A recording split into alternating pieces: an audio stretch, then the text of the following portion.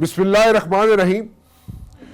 मैं चाहता ये हूँ कि जिस सिचुएशन से आर्म्ड फोर्सेस गुजरती हैं, मैं ये नहीं कह रहा कि एवरीथिंग इज हंकी डोरी इन द आर्म्ड फोर्सेस। ठीक है, कोई कोताहियाँ होंगी, कोई गलतियाँ होंगी, उनकी निशानदेही अगर पक्के पैरों पे की जाए तो मेरे ख्याल में उनको भी दुरुस्त करने में, यानी कि आर्म्ड फोर्सेस को भी उन कोताहियों को दुरुस्त करने में मदद मिलेगी। For the hack of criticism करने का फायदा कोई नहीं। किसी ऐसी चीज की निशानदेही जरूर करे कि जो वो गलत कर रहे हैं। अगर वो उसकी निशानदेही और सोल्यूशन के साथ अगर आप निशानदेही करेंगे तो डेफिनेटली वो हमारी आर्म्ड फोर्सेस है, कोई बाहर से तो नहीं आए ना लोग, ये तो हमारी आर्म्ड फोर्सेस है, उसमें इस्लाह जरूर करेंगे। सेकेंडली जो मैं चीज कहना चाहता हूँ वो ये है जनाब कि कई ममालिक ऐसे हैं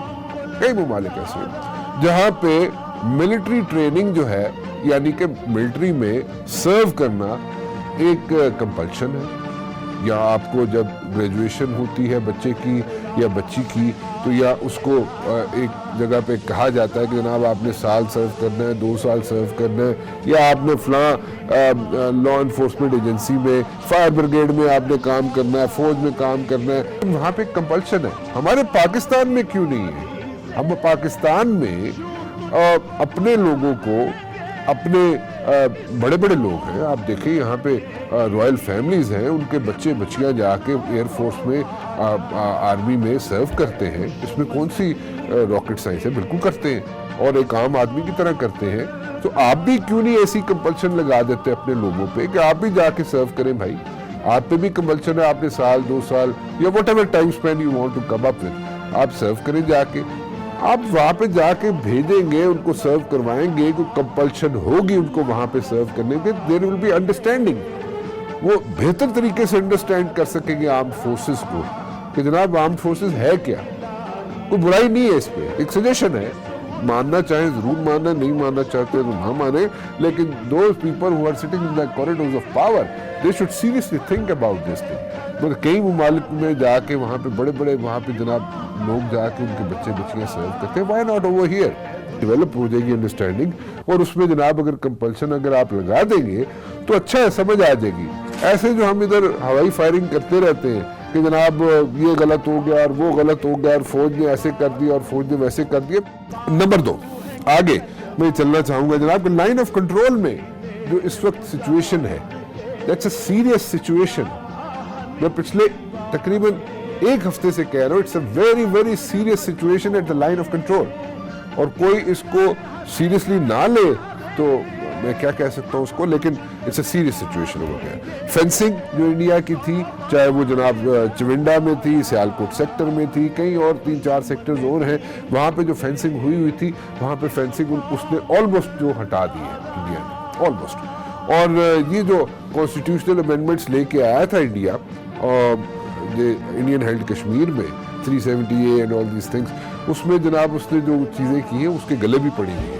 इट्स नॉट दैट इजी, जो उसने कर दिया वो कर दिया है। इंटरनल सिचुएशन आपके सामने, इंडिया की इकोनॉमिक सिचुएशन कोई इंडिया की भी इतनी अच्छी नहीं है। ये जो कहा जाता है ना कि बड़ा जी India, shining India and all this thing, no, it's no more shining India. इसके अंदर जो आज़ादी की तहरीकें चल रही हैं 21-22, वो इंडियन मीडिया सामने नहीं लेके आता। ऑब्वियसली क्यों लेके आए? उनका नहीं है। सारी दुनिया को क्या बताएंगे जनाब? हमारे मुल्क के अंदर 21, 22, 23 जो स्टेट्स हैं वो चाहती है कि हम जनाब आज़ाद हो जाए। नहीं, वो नहीं चाहते। They don't want that to happen. वो इंडियन मीडिया नहीं दिखाना चाहता। नंबर 3, मैं ये चाहता हूँ कि आप जो है इन सेक्टर्स में जो ये फेंसिंग ख़त्म की गई है, और ये फेंसिंग जो इंडिया ख़त्म कर रहा है, और वहाँ पे जो ब्राह्मस मिसाइल्स उसने इंस्टॉल किए हैं, और इस किस्म की जो चीज़ें इंडिया कर रहा है, it's going to be a situation and it can lead to, अल्लाह ना करे, we are a very responsible nuclear state, but it can lead to anything, क्योंकि दोनों न्यूक्लियर स्टेट्स हैं। एंड इफ खुदा न खास्ता इस किस्म की कोई सिचुएशन आती है, क्योंकि लड़ना हमने खुद ही है, हमारे साथ किसी ने नहीं चलना। मैं बिल्कुल क्लियर बात बता दूं आपको, किसी ने साथ नहीं चलना, किसी मुल्क ने साथ नहीं चलना, आपने खुद ही लड़ना। और अगर आप नहीं लड़ेंगे या आप नहीं बताएंगे, आप हिस्ट्री देख लें इंडिया की, आप जब तक उनके साथ बिल्कुल स्ट्रेट फेस के साथ नहीं उनके साथ चलेंगे, इंडिया के साथ, आपको वो जीने नहीं देंगे, क्योंकि वहाँ पे माइंड सेट डिफरेंट है। इंडिया में माइंड सेट इस वक्त डिफरेंट है। मूडी का माइंड सेट जो है और हिटलर का माइंड सेट जो है वो एक है। मेरे साथ मौजूद है जनाब लेफ्टिनेंट जनरल गुलाम मुस्तफ़ा साहब। मैं उनसे कंपैरिजन भी जानना चाहूँगा इंडियन फोर्सेस का और पाकिस्तानी फोर्सेस का, यानी कि मिलिट्री के लेवल तक जी। और air vice marshal doctor Abid Rao साहब भी हैं मेरे साथ मौजूद, और मैं एक कंपैरिजन करना चाहूँगा इंडियन एयरफोर्स का पाकिस्तानी एयरफोर्स के साथ भी। सो किसको एज ज़्यादा है? खुदा न खास्ता कल हमारे पे अगर जंग इम्पोज होती है तो फिर हम कहाँ खड़े हैं? आप दोनों का बहुत बहुत शुक्रिया जी। पहले मैं शुरू करना चाहूँगा जनाब जनरल साहब आपसे जी। जो इंडिया को फिट्स पड़े हुए हैं कि किसी न किसी तरीके से वो एक वॉर शुरू कर दे पाकिस्तान के साथ, और जैसे मैं बार बार कहता हूँ, चविंडा हो गया, सियालकोट सेक्टर हो गया, और इस तरह तकरीबन जितनी भी लाइन ऑफ कंट्रोल पे फेंसिंग हुई थी उसको ऑलमोस्ट इंडिया ख़त्म कर चुका है। ये जो कॉन्स्टिट्यूशनल अमेंडमेंट्स की हैं उसने इंडिया ने, और स्पेशली जो वहाँ पे हुई हैं इंडियन हेल्ड कश्मीर के लिए, उसमें मेरे ख्याल में वो चीज़ें गले पड़ गई हैं। और इंटरनल सिचुएशन भी कोई इतनी अच्छी नहीं है इंडिया की, और इकोनॉमिकली भी इंडिया बैठता जा रहा है, और मूडी लेकिन वहाँ पे एक सूरमा बना हुआ है। और इसको अगर ये यहाँ पे कोई वॉर शुरू कर देता है, मैं पिछले कुछ 4-5 रोज से इस चीज़ पे जोर दे रहा हूँ कि मुझे लग रहा है कि वो इस किस्म की कोई वॉर शुरू कर सकता है। ब्राह्मस मिसाइल्स भी लगा दिए उसने, यूनाइटेड नेशन में हम लोग जा चुके हैं, बता चुके हैं, but then again diplomatic efforts पे ही जोर देते रहे या हम कुछ और भी करें? कोई मेरे ख्याल में कोई दो हाथ हो जाए या नहीं जी? देखिए, दो हाथ इमीडिएट रिएक्शन तो यही होता है, लेकिन नुकसान दोनों मुल्कों का होगा। पर पाकिस्तान ने ये फैसला करना ये है कि क्या वो कौन सा नुकसान वो बर्दाश्त कर सकता है। और मैं समझता हूँ पाकिस्तान ने ऑलरेडी काफी ज्यादा कंसीड कर दी हुई है स्पेस। इससे ज्यादा पाकिस्तान के लिए खाई है, उससे पाकिस्तान और पीछे हट नहीं सकता। और कल जो मेरे ख्याल हमारे प्राइम मिनिस्टर ने कह दिया है कि अब अगर जरा सी भी कोई एग्रेशन इंडिया की तरफ से आई तो पाकिस्तान के पास कोई ऑप्शन नहीं है कि पूरी तरह रिस्पॉन्ड करने के। दैट एक्चुअली डिफाइंस कि पाकिस्तान की एज ए नेशनल लीडरशिप और बाकी सब की स्टेट ऑफ माइंड क्या है।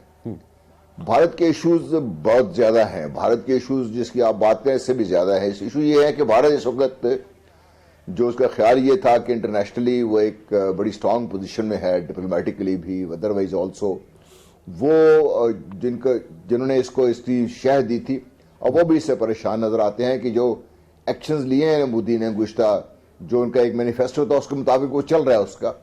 और ये मैनिफेस्टो बीजेपी का नहीं है, ये मैनिफेस्टो एक खास माइंडसेट है जिसको मैं ब्राह्मण ज़ायनिज्म का नाम देना ज्यादा पसंद करता हूँ, क्योंकि उनके ख्याल में चाहे वो भारत हो या भारत के इर्द गिर्द कोई और मुल्क हो, उनमें किसी को उस वक्त तक रहने का हक नहीं है, किसी अकलियत को, जब तक वो पूरी तरीके से ये जो हिंदू एक्सट्रीमिस्ट माइंड सेट है इसके सामने सरनगूना हो जाए। अब उसको कैसे लेके चले हैं? कश्मीर का उनका पहला स्टेप था और अभी तक कर्फ्यू जारी है कश्मीर में, और डर ये है कि जैसे ही वो कर्फ्यू उठाएंगे तो वहां पे खून खराबा शुरू हो जाएगा। वहां से कर्फ्यू उठा नहीं सके अभी तक वो, और इस दौरान उनकी कोशिश यही रही है कि वहां पे जो कश्मीरी हैं उनकी हौसले इतने पस्त कर दिए जाएं कि वो सरेंडर कर दें। और अगर खुदा खास्ता वो होता है तो फिर पाकिस्तान की मुश्किलात और ज्यादा बढ़ जाएंगी। इसीलिए जो मैंने कहा पहले कि प्राइम मिनिस्टर का जो बयान था, और मैं अपने ज़ाती तौर पर यही समझता हूं कि पाकिस्तान को और इससे पीछे नहीं हट सकता है, या पाकिस्तान और इससे ज्यादा कंसीड नहीं कर सकता, just even for the sake of peace in the reason.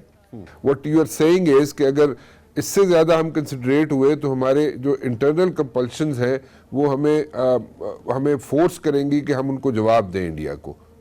आप बिल्कुल राणा साहब सही समझ रहे हैं। पाकिस्तान अभी और क्या कर सकता है? अगर लेट्स से इंडिया कोई एग्रेशन करता है लाइन ऑफ कंट्रोल पर या वर्किंग बाउंड्री पर, या वो ब्रह्मोस मिसाइल से पाकिस्तान की दूसरी जगहों पर निशाना बनाता है, तो पाकिस्तान इसका जवाब क्या दे सकता है? क्या पाकिस्तान फिर ये कहेगा कि हम अमन की खातिर अभी चुप हैं? क्योंकि इससे अगला स्टेप फिर ज्यादा खतरनाक है पाकिस्तान के लिए।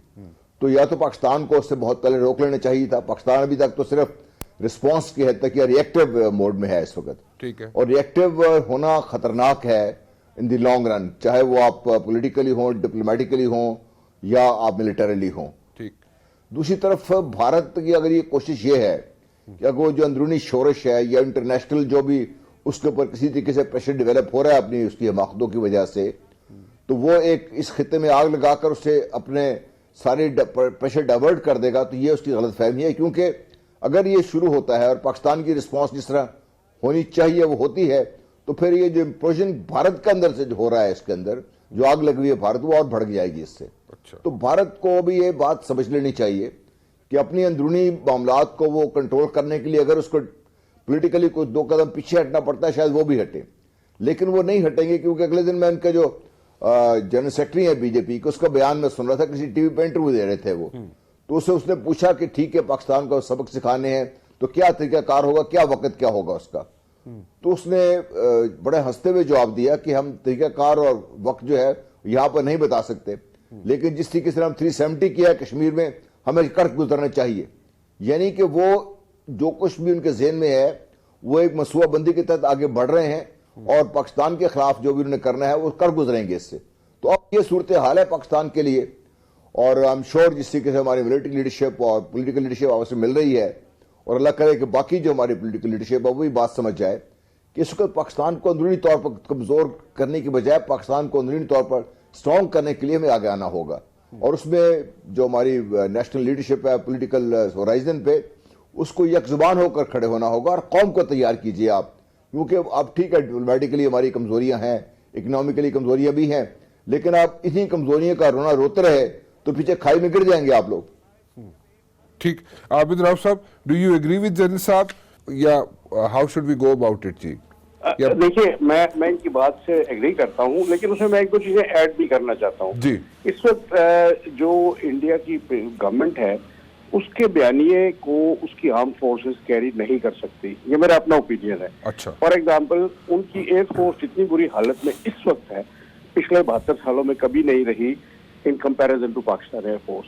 उनके 450 जहाज रिटायर हुए हैं, ये बिग सीरीज के 21, 23, 27, मिग 29 भी मतलब 30 साल से ज्यादा पुराना हो गया है, और उनकी स्क्वाड्रन्स की तादाद बड़ी कम है। तो to deploy a sizeable force against Pakistan वो इस पोजीशन में नहीं है। सो एयरफोर्स मेरे नजदीक अगली जंग तो एयरफोर्सेस की होनी है, उनकी आर्मी को हमारी आर्मी अच्छी तरह टैकल कर सकती है। This is number 1। दूसरा, Indian government does not realise वो जो न्यूटन का थर्ड लॉ ऑफ मोशन है ना, action is equal to reaction. Human relations में एक्शन एंड रिएक्शन में never be equal. Reaction can be far in excess या far too little. तो that is second. तीसरी चीज ये है कि इंडिया की ये जो गवर्नमेंट है ये समझती है कि जो उसका पोटेंशियल इकोनॉमिक या और डिप्लोमेटिक वो इस वक्त पाकिस्तान से इतना ज्यादा है कि वो पाकिस्तान को आराम से शिकस्त दे सकेगा। ये भी उनकी गलतफहमी है, बिकॉज उनका जो तीसरा टूल मिलिट्री का है वो कमजोर है निस्बतन। चौथी चीज ये है कि वो हमारी इस सिचुएशन से फायदा यूं उठाना चाहते हैं। ये मैं इंडियन टीवी पे डिबेट सुनता हूँ कि पाकिस्तान को अगर 4-5 साल पीसफुल मिल गए तो ये मुल्क फिर बहुत आगे निकल जाएगा और फिर इंडिया के काबू नहीं आएगा। Because as a student of history मेरा एक और लेसन ये है जो मैंने सीखा है कि जंग कभी भी ना सिविलाइजेशन के बीच में होती, ना वो मजहबों के बीच में होती, ना कल्चर्स की। जंग उस वक्त होती है जब एक पार्टी अपने आप को बहुत स्ट्रांग समझे और दूसरी को बहुत कमजोर समझे निस्बतन, तो फिर आपका दिल करता है अटैक कर दे। चाहे वो आपके मतलब अरबों की जंग मतलब पिछले 14 साल में आपस में कितनी हुई है, वही फेथ, वही लैंग्वेज, वही कल्चर, लेकिन इराक जब अपने आप को पावरफुल समझता है वो कुवैत को एब्जॉर्ब कर लेता है। तो हैविंग सेड दैट, इस वक्त मोदी साहब ताकत के नशे में है। The good thing for us is कि वो उनकी बाकी जितने भी एलिमेंट्स हैं वो इतने स्ट्रांग नहीं है जो ये बयानिया पाकिस्तान के खिलाफ करे। और पाकिस्तान को डिफीट करने के लिए बाकी सब लॉन्ग टर्म प्लान है कि इकोनॉमिकली आपकी ट्रेड को खराब करें, आपके और नुकसान जहां पहुंचा सकते हैं पहुंचाएं। डिप्लोमेटिकली मोदी ने बहुत अच्छा काम किया है, अरब्स को अपने साथ मिला लिया है, इसराइल से उसकी दोस्ती है, ईरान से उसकी दोस्ती है। हमारे यहाँ खास तौर पे 4 साल पर ये नवाज शरीफ के जो थे ना वो बहुत डैमेजिंग थे कि उसमें उसने फॉरेन मिनिस्टर को नहीं लगाया और वो 4 साल की लीड इतनी ज्यादा थी अमेरिका के साथ, बाकी और मुल्कों के साथ, कि पाकिस्तान बहुत पीछे रह गया। तो we have a lot of distance to cover in that. But जंग तो हमने यहाँ लड़नी है। जंग के बाद आपको चाहिए होगा कि इकोनॉमी बिल्ड करने के लिए किसकी सपोर्ट चाहिए। जंग के बाद आपको डिप्लोमेटिकली वो होगा। जो भी जंग होती है जैसे भी होता है उसके बाद आप डिप्लोमेटिक फ्रंट को एक्टिवेट करना चाह रहे हैं, वो कैसे? हमारी एयरफोर्स का उनकी एयरफोर्स का आप कंपैरिजन कैसे करेंगे? हम as a student of DSS जो मुझे समझ आई थी, फर्स्ट लाइन ऑफ डिफेंस तो हम डिप्लोमेट्स को कहते हैं। सो अगर फर्स्ट लाइन ऑफ डिफेंस को आप आखिर में रख रहे हैं, आफ्टर वट एवर हैपन्स, मतलब जो भी जंग होती है जैसे भी होता है उसके बाद आप डिप्लोमेटिक फ्रंट को एक्टिवेट करना चाह रहे हैं, वो कैसे? मुझे वो सारा समझाएंगे। देखिए, फर्स्ट लाइन तो है डिप्लोमेटिक आपके जो भी फोर्सेज हैं, हाँ। लेकिन जंग उस वक्त होगी जब डिप्लोमेसी आपकी फेल हो चुकी होगी, जब आप दुनिया को, अब मतलब 1.5 साल हो गया इमरान खान साहब शोर मचा रहे हैं हर फोरम पे इंडिया के डिजाइन पे, और तो और छोड़े, आपकी ओआईसी ने रिएक्ट नहीं किया, आपके मुस्लिम ममालिक आपके साथ नहीं हैं, और they continue to support India. Kashmir में 370 को उन्होंने हटा दिया। किस मुसलमान मुल्क ने सिवाय टर्की के इस पे आपकी, या मलेशिया के इस पे आवाज उठाई है? ये तो अब चूंकि वहां पे ये इन्होंने CAB जो है इनका सिटीजन एक्ट जो है शहरियत का, उस पे लोगों ने ह्यूमन राइट्स के उस पे शोर ज्यादा मचाया है। लेकिन सवाल ये है कि पाकिस्तान इसको अपनी जो सफारती पोजीशन है उसको इतनी स्ट्रांग नहीं कर सका, खास तौर पे नवाज शरीफ साहब के दौर में। उससे पहले उनके यहाँ भी वाजपेयी थे या मनमोहन सिंह थे, दे वर पीस लविंग पीपल। इतना एग्रेसिव, इतना बदमाश कोई ऐसा पॉलिटिकल लीडर नहीं आया जिसने ओपनली पाकिस्तान को मिटाने के लिए कहा। उनका मीडिया को अगर आप देखें, दैट हैज बीन अलाइंड। जिस दिन पाकिस्तान के बारे में प्रोग्राम होता है, उनकी स्पेशल ब्रीफिंग होती है मिनिस्ट्री ऑफ एक्सटर्नल अफेयर्स में। तो ये उनका एक एफर्ट है, लेकिन फैसला तो जंग के मैदान में ही होना है। वो तो आर्मी टू आर्मी लड़ाई होगी, एयरफोर्स टू एयरफोर्स होगी, नेवी टू नेवी। लेकिन मैं पूछना ये चाह रहा हूँ कि अगर वो एग्जॉस्ट कर चुके हैं हम डिप्लोमेटिक एफर्ट्स, और वहाँ पे हमने कुछ अचीवमेंट्स एज सच नहीं हमें मिली, नहीं कर सके हम लोग, तो दैट मीन्स कि अगर इस वक्त हमें कोई चीज़ हमारे पे इम्पोज की जाती है तो we should go for it. We will. देखिए, जितना हम अवॉइड कर सकते थे, आप 26-27 फरवरी का अगर आप देखें ना, हमने पॉलिटिकल रेस्ट्रेंट जितना हम शो कर सकते थे वो हमने कर दिया। बिकॉज उस वक्त भी इंडिया चाह रहा था कि वो, मैं I am coming to this point कि अभी जो इंडिया का चाह रहा है ना, वो ये सारे ओवरचर्स करके वो चाहता है पाकिस्तान प्रोवोक हो जाए, पाकिस्तान को ऐसी हिमाकत करे किस बहाने वो पाकिस्तान को अटैक कर ले। और इंडिया का जो प्लान है वो उनके उस डॉक्ट्रिन में है जो हिटलर की थी, जिसे आप स्विंग डोर कह लें, जिसे आप मतलब ब्लिट्जक्रीग कह ले, कि वो 3-4 दिन में इतना ज्यादा नुकसान पहुंचाए और इंटरनेशनल फोर्सेस आ जाए कि भाई बस करो अब ये इसका छोड़ दो। देखिए, अमेरिका और इजराइल इंडिया को वहां तक सपोर्ट करेंगे, फर्ज किया वो कोई बहुत ज्यादा एडवांटेज गेन कर लेता है 3-4 दिन में, 1 हफ्ते में, तो वो आके सीज फायर करवा देंगे और कहेंगे जाओ जो जहां पे वहां रुक जाए, और पाकिस्तान अपना रीपोस्ट या अपना उनको बदला लेने के लिए या कुछ और करने के लिए, बिकॉज वो तो फिर आपके लिए डू एंड डाई वाला मामला होगा। फिर आप भूल जाएंगे आपकी इकोनॉमिक कंडीशन क्या है, फिर आपके पास जितनी ताकत है। लेकिन राव साहब, मुझे एक चीज समझ नहीं आ रही, मैं जो समझना चाह रहा हूँ आपकी गुफ्तगू में से, आप कह रहे हैं कि जो जिस तरह भी 2-4 रोज में जो भी एग्रेशन शो करेगा इंडिया, उसको हेल्प आउट कर सकते हैं इंडिया को उसके अलाइज, ठीक है जी, और वो अलाइज उसको वहीं पर रोक देंगे और इंटरनेशनल इंटरफेरेंस हो जाएगी, और इंटरफेरेंस होगी और उसके बाद कहा जाएगा बस जो जहाँ पे है वहाँ पे रुक जाए, ठीक है। सो मैं पूछना ये चाह रहा हूँ, समझना ये चाह रहा हूँ कि वंस इट स्टार्ट्स, तो आम मतलब ऑब्वियसली इसमें कोई साल की तो 2 साल की तो लड़ाई या 6 महीने की लड़ाई तो होनी नहीं है, लेकिन देन अगेन अगर जितनी भी लड़ाई होती है उसमें अगर वो हमारे पे हावी हो जाता है, जैसे आप कह रहे हैं कि हो सकता है और वो किसी न किसी जगह पे उसको रोक लिया जाए, तो क्या हम 4 रोज तक डिफेंसिव पर रहेंगे, एग्रेसिव एटीट्यूड होगा हमारा, कि how will be workout? Secondly मेरा एक और क्वेश्चन है, आपने कंपैरिजन किया एयरफोर्स का, इंडियन एयरफोर्स का पाकिस्तानी एयरफोर्स के साथ, व्हाट अबाउट द न्यू खेप जो उनको फ्रांस से मिली है, राफेल तैयारे, और ये दूसरी जो उन्हें रशिया से चीज़ें मिलनी थी, वो जो हार्डवेयर, मिलिट्री हार्डवेयर मिलना था, उस पर आप कैसे कंपैरिजन कर रहे हैं कि हमारी एयरफोर्स जो है उनकी एयरफोर्स का कैसे आप कंपैरिजन कैसे करेंगे? तो देखिए, राफेल अगले 2 साल तक तो ऑपरेशनल ऐसा नहीं होगा। अच्छा, तो जब आप नया जहाज खरीदते हैं ना, उसको 2 से 4 साल लगते हैं to really be able to use its potential, जैसा उसका वो है। बिकॉज मैन की ट्रेनिंग होती है, पायलट्स की ट्रेनिंग होती है, वेपन्स उसके जो सारे हैं वो उसके पास आ जाए, उनकी ट्रेनिंग हो जाए, तो वो तो अगले आप कह ले 1.5-2 साल जो है ना, उसको आप इक्वेशन में ना लाएं। यस, थ्योरेटिकली उनके पास आ गए हैं वो।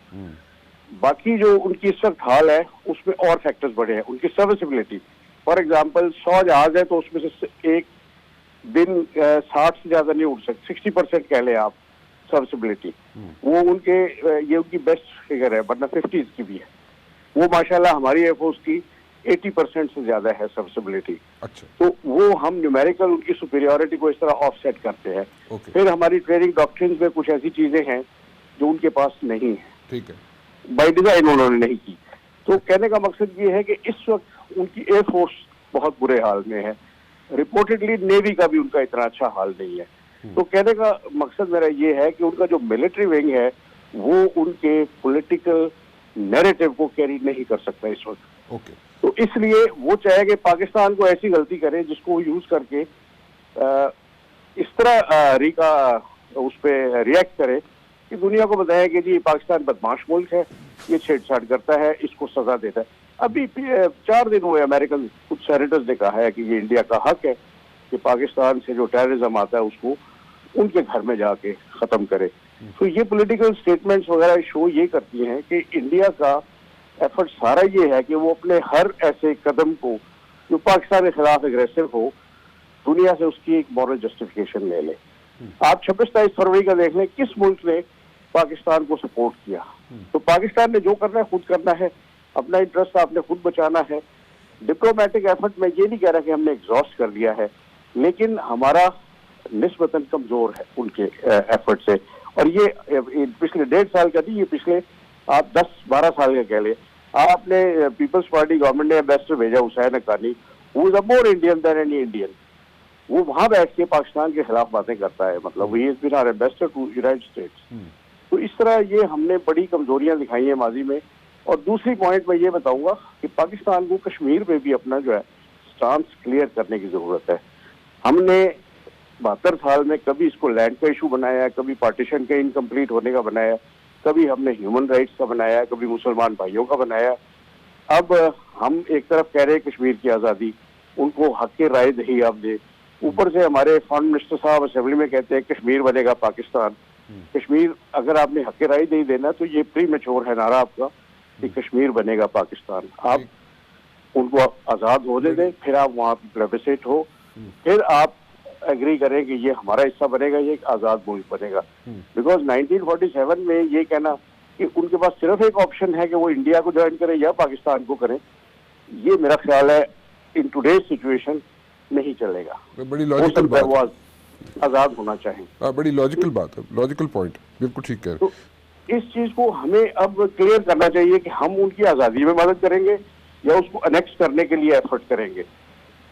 तो अच्छा, ये भी बड़ा जरूरी है। और ये भी हमें कह लेना चाहिए कि अब वो 370 उन्होंने अपने मुल्क, अपने हिस्से में उस मुल्क के खत्म कर दिया है जिसको वो कहते हैं जी कश्मीर हमारा है। उसके लिए उनके पास एक लॉजिकल डॉक्यूमेंट है, वो जो 27 अक्टूबर 1947 को इंस्ट्रूमेंट ऑफ एक्सेशन था, वो लेके दुनिया को दिखाते हैं। अरब कंट्रीज भी उसको मानते हैं, उसको वो भी मानते हैं। अब मुसलमानों को तकलीफ हो रही है, अरब कंट्रीज को कोई फर्क नहीं पड़ता कि मुसलमानों को वो हो रही। उन्होंने अपना इकोनॉमिक इंटरेस्ट, मैंने ये तक एक रिपोर्ट पढ़ी है कि जी अरब ने आपको मना किया कि आप जंग ना करें बिकॉज सऊदी की और यूएई की वहाँ गवर्नमेंट की इन्वेस्टमेंट बहुत ज्यादा है and definitely they will come under threat, वो जिस जगह वो लोकेटेड है। तो उन्होंने कहा जी आप जंग ना करें बिकॉज उनकी इन्वेस्टमेंट खतरे में। तो फिर उन्होंने ये नहीं कहा कि जी इंडिया को आप जरा उसकी दुम दबाए कि खबरदार तुमने जंग। तो फिर की करिए बैठ के हम ये करें कि देखिए जब वो कहते हैं ना व्हेन पुश कम्स टू शव, तो फिर आप जो है ना you will have to go all out. फिर आपके लिए कोई ऑप्शन नहीं है बिकॉज फिर वो एक हसनैन हैकल इजिप्शियन राइटर था, उसका भी कहने का इजराइल को उसने जस्टिफाई किया था बीइंग एन इजिप्शियन, कहते उनके पास सिर्फ एक तरीका एग्जिस्ट करने का और वो है टू बी वेरी अग्रेसिव। तो Pakistan should never come on defensive because India की देखिए एक और हिस्ट्री भी है। 5000 साल में इंडिया की टेरिटरी कभी इस सब कॉन्टिनेंट से बाहर नहीं गई। Hindus have never dared attack any place and capture that. लेकिन जो इनके पास इनकी कमजोर इनके पास बंदा है ना, उसकी उन्होंने गर्दन मैक्सिमम रोड़ी है। इंडियंस के बारे में, हिंदूज के बारे में लिखा है अंग्रेजों ने कि they are the best slaves and worst masters. ठीक, बिल्कुल तो इस वक्त ये अप्लाई कर लें आप इस पे मोदी पे, फिर आप अप्लाई करें हिटलर की जो थी ना फिलॉसफी। मैं इंडियन चैनल्स पे अक्सर ही कहता रहा कि जी हिटलर की फॉलो कर रहे हैं, इसका अंजाम पे हिटलर वाला होगा कि एट द एंड उसने खुदकुशी की थी, इसको या कोई कत्ल करेगा या ये खुदकुशी करेगा और इंडिया टूट जाएगा। हमारे पास ऑप्शंस बड़ी लिमिटेड हैं और हमें अपने आप को we'll have to like convince ourselves कि भी we have got nothing to lose, we are on our own और हमें खुद जंग लड़नी है और खुद ही इस पे कामयाबी भी हासिल करनी है। जन साहब, राव साहब भी कह रहे हैं कि जनाब इंडियन एयरफोर्स का और पाकिस्तानी एयरफोर्स का कोई कंपैरिजन नहीं, पाकिस्तानी एयरफोर्स जो है वो ज़्यादा एज है उसको।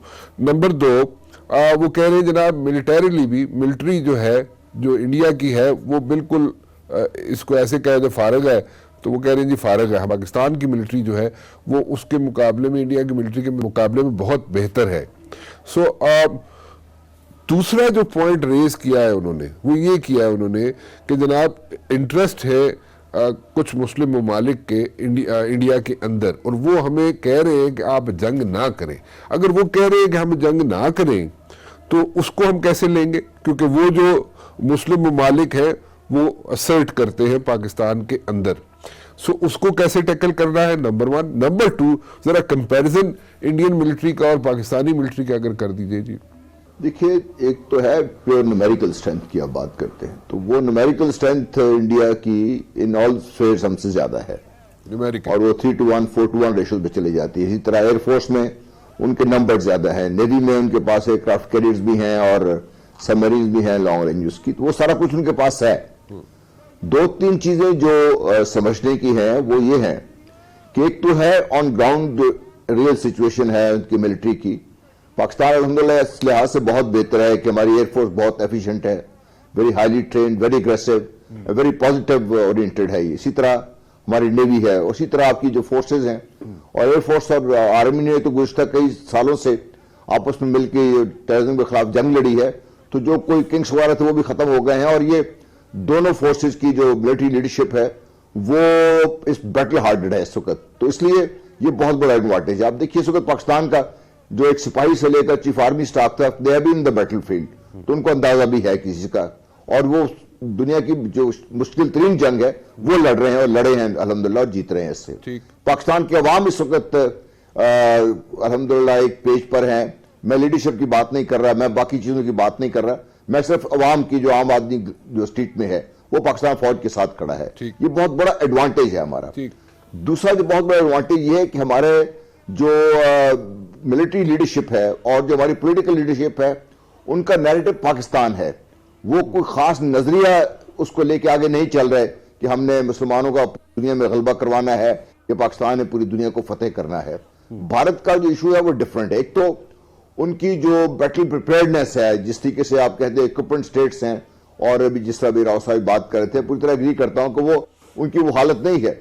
लेकिन आप ये देखिए कि उनका जो आर्मी चीफ है या जो एयर चीफ है उनका, उन्होंने ये तो जरूर कहा है कि हमारे हालात ठीक नहीं है, लेकिन वो इस पॉलिटिकल नैरेटिव को टोटली सपोर्ट कर रहे हैं और इनको रखा भी इसलिए हुआ है उन्होंने।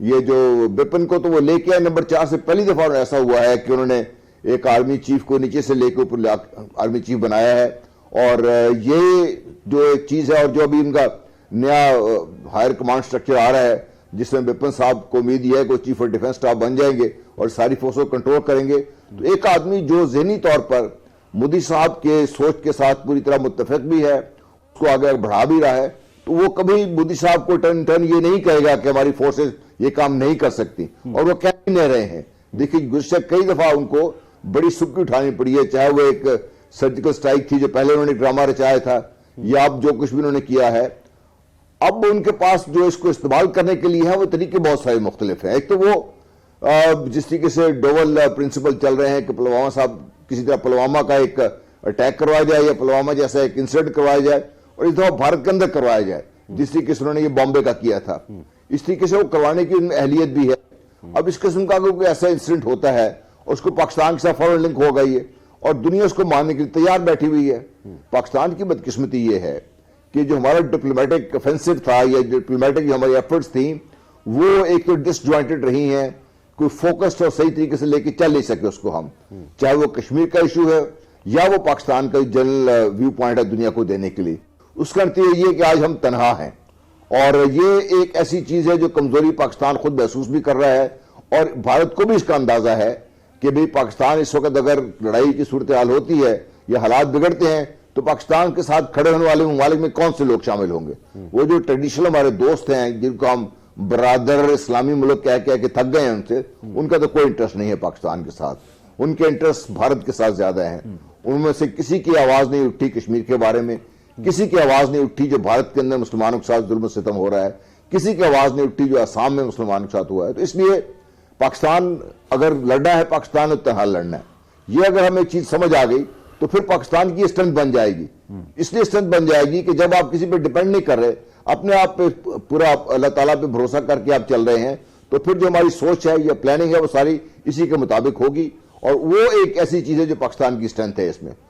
तो दूसरी चीज मैंने आपको बता दी कि हमारी जो लीडरशिप है वो इस वक्त अनलाइक इंडियन लीडरशिप जो एक ब्राह्मण ज़ायनिस्ट माइंडसेट को प्रमोट करने की कोशिश कर रहे हैं, जिसमें उनकी जो फौज है वो पूरी तरीके से उनकी जो पॉलिटिकल लीडरशिप है उसके साथ खड़ी है।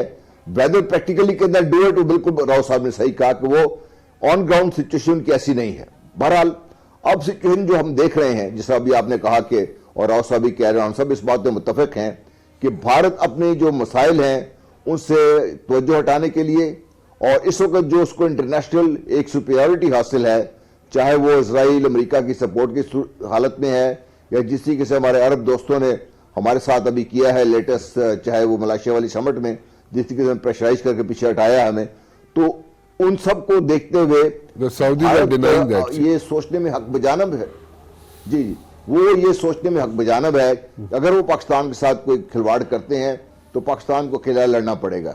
पाकिस्तान के साथ कोई होगा नहीं। पाकिस्तान के जो अंदरूनी जो फिशर्स हैं हमारे, वो पाकिस्तान के खिलाफ जाएंगे और ये सारी चीजें उनको ये कैलकुलेशन इस तरफ लेके जाने को मजबूर करेंगे।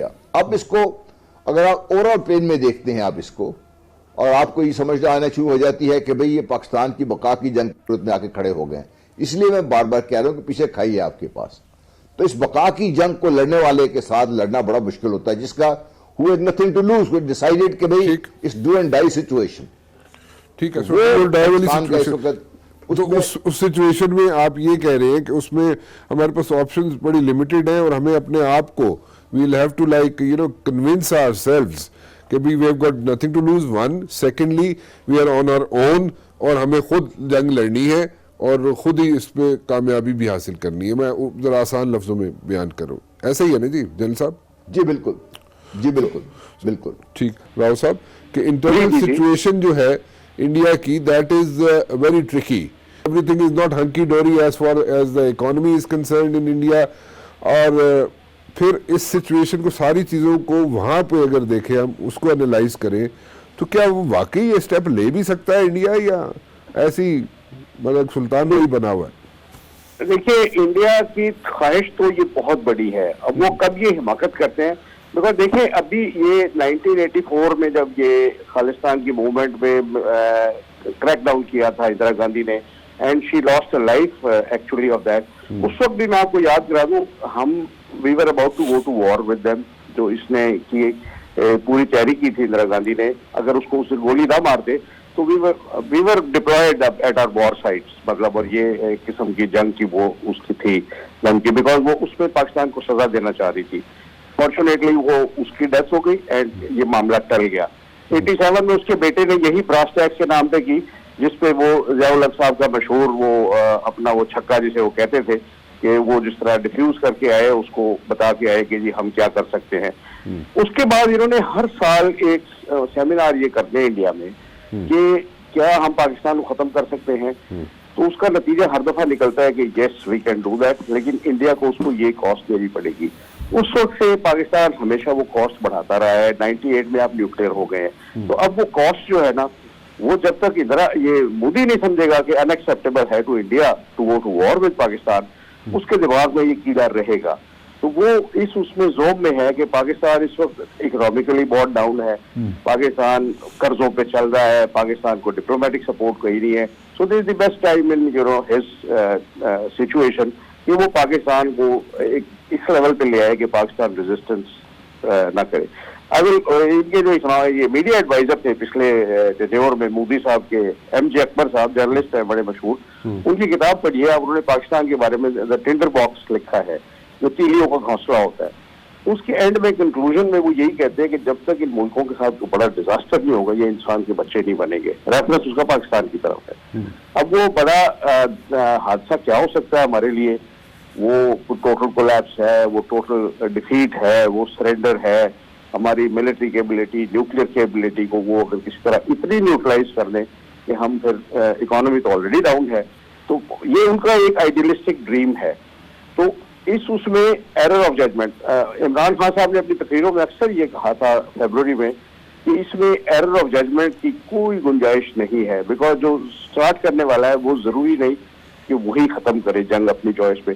सेकेंड वर्ल्ड वॉर उसकी एग्जाम्पल है, जब जर्मनी ने जंग स्टार्ट की थी तो अमेरिका उसमें था नहीं, उसने आके जंग बंद कराई थी। I have a question. My question is कि देखे we are both nuclear states, ठीक है? अब जो आप जिस चीज की बात कर रहे हैं कि जब तक इंसान, जो आप रेफरेंस दे रहे हैं बुक का, और आप कह रहे हैं जब तक ये दोनों स्टेट्स इंसान नहीं बनेंगे उस वक्त तक ये सिलसिला जारी रहेगा। अब इसमें कितने चांसेस हैं, कितने परसेंट चांसेस हैं? Let me put it this way, 10 में से कितने नंबर्स आप लिखेंगे कि जनाब न्यूक्लियर यहाँ पे कोई हो सकती है, वॉर शुरू हो सकती है बिटवीन द टू कंट्रीज? मैं अगेन हिस्ट्री की अपना एग्जांपल दूंगा। ये जब 1919 में ट्रीटी ऑफ वर्साई हुई थी पहली जंग अजीम के बाद, उसमें जर्मनी के लिए इंतहाई ह्यूमिलिएटिंग कंडीशन रखी गई थी सरेंडर की। उनसे तावाने जंग लिया गया, उनकी माइंस की आमदनी जो थी प्लेज कर ली थी कि उन उसके रिएक्शन में वो बना था हिटलर, उनका प्रेसिडेंट या चीफ। उसने 1934 से लेकर 1939 तक जो पॉलिटिकल स्पीचेस की, जो उन्होंने जर्मन नेशनलिज्म को उभारा, जो उन्होंने उस बदला लेने की वो की, वो सबसे अननोटिस्ड गई, किसी ने उसको सीरियसली नहीं लिया। उसने फिर जो कुछ किया, ही थॉट कि वो उसमें जोन में उसने एक एक दिन में मुल्क पूरे के पूरे फतह किए। फ्रांस उतना तक वो आगे से उतना फतेह किया जितना वो चाहता था। कहने का मकसद ये है कि ये भी देखिए, ये इस टाइप के लीडर पागल होते हैं। तो चार्ज मैं कहूँगा 1% से लेकर 100% तक है। इसको अकल आ गई कि इसके मुल्क के साथ क्या होगा। बाज़ आप तैयार होते हैं कि ठीक है, मैंने ये फिल्मों में बात ये दिखाते हैं कि आप अपनी गाड़ी टूटने के रिस्क में दूसरे की तोड़ देते हैं, तो वो आप एक कैलकुलेटेड रिस्क ले रहे हैं। वो ये फैसला कर सकता है कि मेरी 1 लाख फौज मारी जाएगी, मेरे 300 जहाज गिर जाएंगे, मेरे इतने शहर तबाह हो जाएंगे, ऑयल रिफाइनरी, लेकिन इसके बस पाकिस्तान का मैं ऐसा कर जाऊंगा कि पाकिस्तान दोबारा सर उठाने के लायक नहीं होगा। तो वहाँ पे छोटे से लेके बड़े से बड़े लीडर तक यही मजबून है, वो इस जोन में है कि वो कर लेंगे। ये जब प्राइम मिनिस्टर बने थे तो इनके टीवी पे बड़े प्रोग्राम्स, ये इसमें मैं भी शरीक हुआ था कि जी मोदी साहब क्या होगा। मैंने कहा अगर तो ये समझ गया कि पाकिस्तान का पोटेंशियल क्या है और इसने दोस्ती कर ली तो भी बहुत अच्छा है, और अगर इसने यही अपना गुजरात के चीफ मिनिस्टर वाला एटीट्यूड रखा तो मुझे बड़ी उम्मीद है कि वहाँ 2 नेशन थ्योरी फिर आएगी, वहाँ पे दोबारा और मुल्क बनेंगे, इंडिया टूट जाएगा। ये मैं 2 एक्सट्रीम्स बता रहा हूँ आपको। इसमें चूंकि ये ह्यूमन माइंड है तो इसमें कैलकुलेशन एरर हो सकता है, इसमें कोई अपॉर्चुन मोमेंट हो सकता है कि जिस वक्त वो समझे कि मतलब इस वक्त देखिए ना, अगर आपकी कोर्ट्स में और आर्म फोर्सेस में झगड़ा चल जाए, आपकी पॉलिटिकल लीडरशिप एक तरफ हो और वो मुल्क की कोई बात नहीं कर रहा, सारे अपने अपने इंटरेस्ट की बात कर रहे हैं, तो एक किस्म की वो विक्ट्री तो जो पॉलिटिकल आपकी डिसेंशन हो गई है वो तो ऑलरेडी इन प्लेस है। आपके किसी लीडर की अभी तक ऐसी बयान नहीं आए। मतलब आज भी मैं वो एहसन इकबाल की स्टेटमेंट नून लीग के हक में सुन रहा था। आई मीन ये लोग मुल्क से मसाइल से बिल्कुल लाताल्लुक हैं कि इस वक्त बॉर्डर पे क्या हो रहा है, क्या हो सकता है, पाकिस्तान को क्या करना चाहिए, बट वो नवाज शरीफ को बचा रहे हैं उसकी हिमायत में, और पीपल्स पार्टी का यही हाल है। तो ये एक ऐसी सिचुएशन है जहां गवर्नमेंट को बहुत टफ फैसला करना पड़ेगा। लेकिन मैं ये मेरी ख्वाहिश है एज ए पाकिस्तानी कि हमारी गवर्नमेंट कहीं वीकनेस ना दिखाए। जहां कोई ज्यादती इंडिया करता है तो उसका भरपूर उसके ईंट का जवाब पत्थर, जैसे इमरान साहब ने परसों भी कहा है कि हम ईंट का जवाब पत्थर से देंगे। ठीक है। और इंडिया का वो हुलिया करेंगे जो वो सोच नहीं सकता। ठीक तो हो सकता है धमकी भी आपकी काम आ जाए, और वहां पे है बड़े लोग जो जंग नहीं चाहते। ठीक है। जन साहब, आप कितने % चांसेस देखते हैं कि दिस कैन अल्टीमेटली और लाइक इमीडिएटली और whatever, you have been a soldier all your life, कितने % चांसेस देखते हैं कि this can lead to a nuclear war? देखिए, ओनस पाकिस्तान पे होगा जब भी न्यूक्लियर जाएगी ये वॉर, क्योंकि भारत का तो ख्याल ये है कि जिस तरह अभी हम सब बात कर रहे हैं कि वो इतना एडवांटेज ले ले कि Pakistan as a state either stops to exist या बिल्कुल क्रम्बल कर जाए, इसमें ये उनकी सूबाबंदी है। अब पाकिस्तान के पास जो ऑप्शन, जैसे मैंने पहले कहा, कम होती जा रही हैं, तो option to go nuclear will again be with Pakistan. और फिर पाकिस्तान के पास जो टेक्निकल न्यूक्लियर स्ट्राइक की हम बात करते हैं सारा, फिर एक इंटायर रेंज और स्पेक्ट्रम आपको पाकिस्तान तैयार होना पड़ेगा और जाना पड़ेगा। मेरा अपना ख्याल ये है कि पाकिस्तान अभी तक इसीलिए स्टैंड शो कर रहा है कि we shouldn't have to go to nuclear, क्योंकि अल्टीमेटली जो डिफरेंशियल है फोर्स का, शायद उस तरफ पाकिस्तान को फोर्स करे। तो मेरा अपना ख्याल ये है ओनस पाकिस्तान पे होगा। लेकिन मैं फिर ये कहना चाहूंगा कि कौम अगर तैयार है तो इससे 100% चांस है पाकिस्तान विल गो न्यूक्लियर। और क्योंकि फिर when push come to shove, फिर either you stop existing otherwise और just die in the process. ठीक, बिल्कुल ठीक है जी। थैंक यू वेरी मच जी, आप दोनों का बहुत बहुत शुक्रिया। मैंने काफ़ी लर्न किया आप दोनों से। मेरे ख्याल में आई एम 200% श्योर कि हमारे व्यूअर्स ने भी काफ़ी चीज़ें लर्न की होंगी, क्योंकि रियलिटी चेक आपके सामने रखा है जनरल गुलाम मुस्तफा साहब ने भी और air vice marshal doctor Abid Rao साहब ने भी। फिलहाल राना मुबशिर को इजाज़त दीजिए। अल्लाह हाफिज़।